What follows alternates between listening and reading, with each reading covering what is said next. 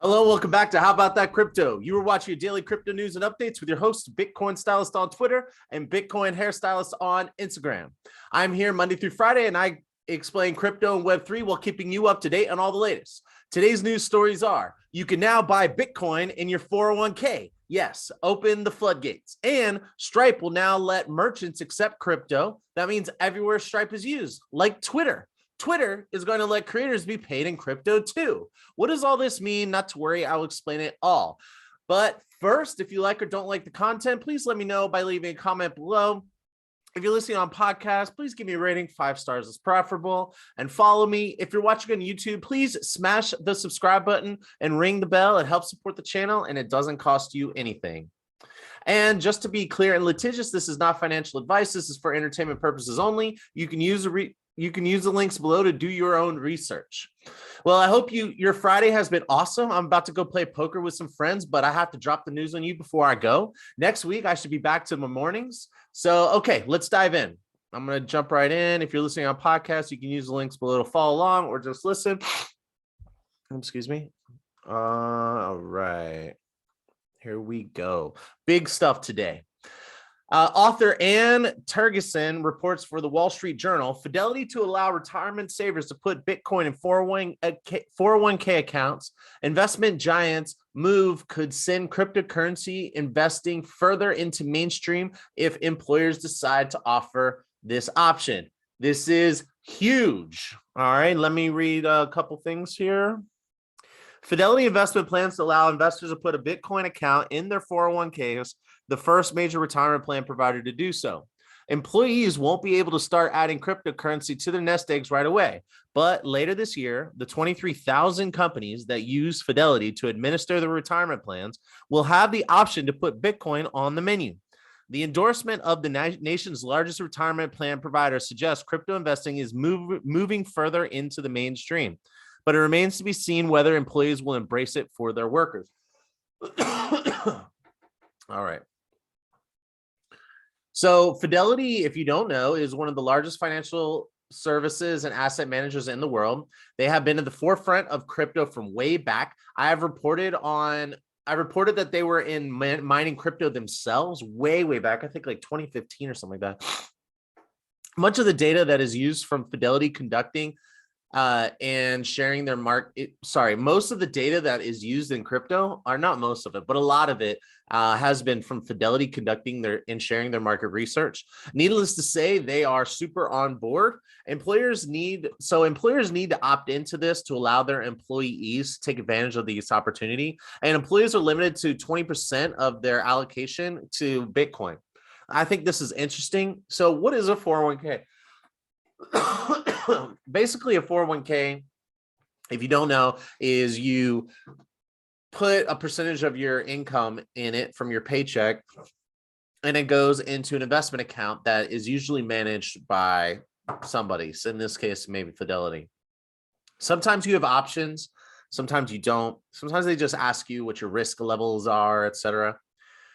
Well, the deal with the 401k is you don't pay taxes on the money that you put in your 401k. So that's considered pre-tax money. Now, what that means is that when you retire and the value has gone up a lot, you have to pay taxes on that money. So think about that. If you pay taxes, if you don't pay taxes now, you will pay it later, but your taxes will be larger because it'll be worth more. However, if you have an employer match, then you can double your investment or increase your investments. So that's a positive. However, there's a Roth IRA, which is you put the money in after tax. So you get paid normally, you pay your taxes, and what money you have left over, you put in a Roth IRA, and when you retire, you don't pay any taxes. So there's the downside of the Roth IRA is that your maximum contribution is lower, 401k is higher, and you can get matched on 401k. So I think that if I'm going to buy Bitcoin, there are other companies that are offering a Roth IRA, except for they don't have the track record like Fidelity. Like you can feel safe that Fidelity is probably not going anywhere. Obviously, this is not financial advice. But if you bought Bitcoin in an IRA, Roth IRA, and then you retire, and it went up like I think it will. You won't have to pay taxes on that. That's insane. Anyway, so that's kind of give you an example of why this is important. It's important that people will have access to it through a traditional financial services company. That's a really big deal. Let me read you a couple paragraphs though for it. I don't want to get too excited without showing you some of the other stuff. It says, yet significant obstacles could block Bitcoin's wide adoption on 401k menus.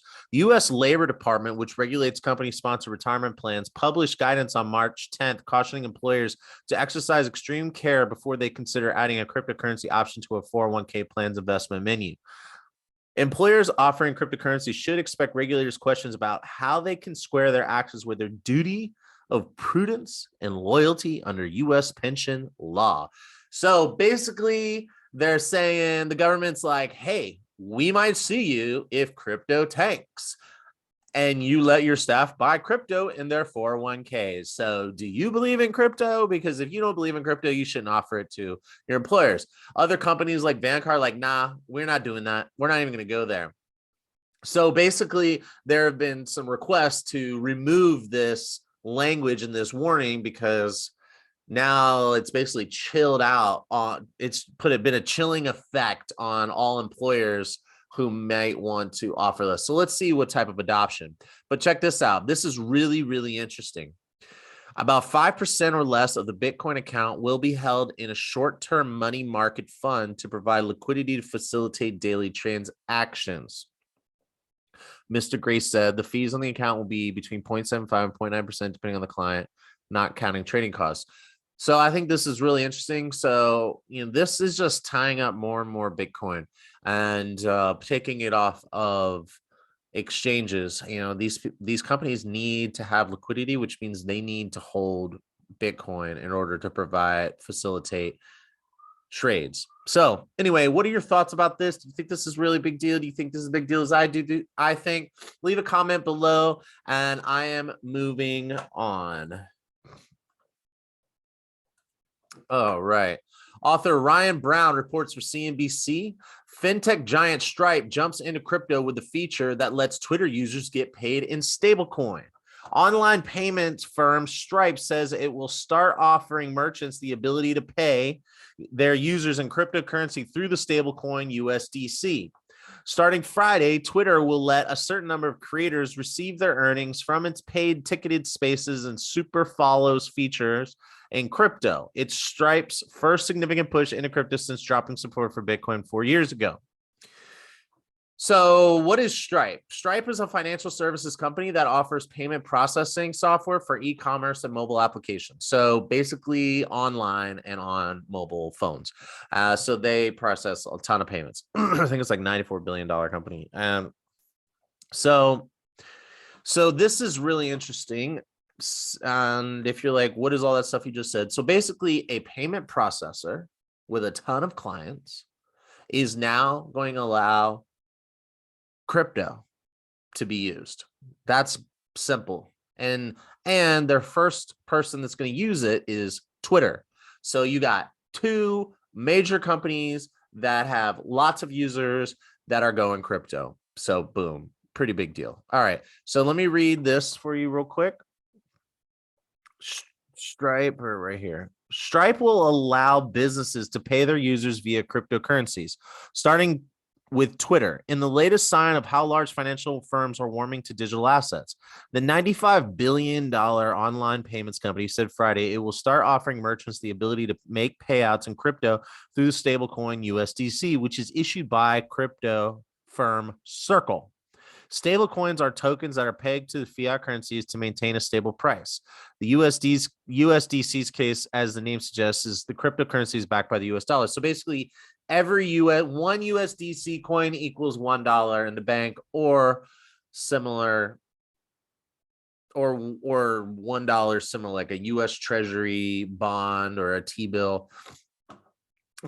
So basically, Stripe got into crypto with Bitcoin, but then they pulled out, said it was too volatile. So they're going to stable coins. So they don't have to worry about the volatility. But if they're using stable coins, that means that all your money can be in the crypto space and you can have access to your vendors and you'll be able to pay your taxes in crypto. I mean, eventually you can literally have all your money in crypto eventually and not need any money.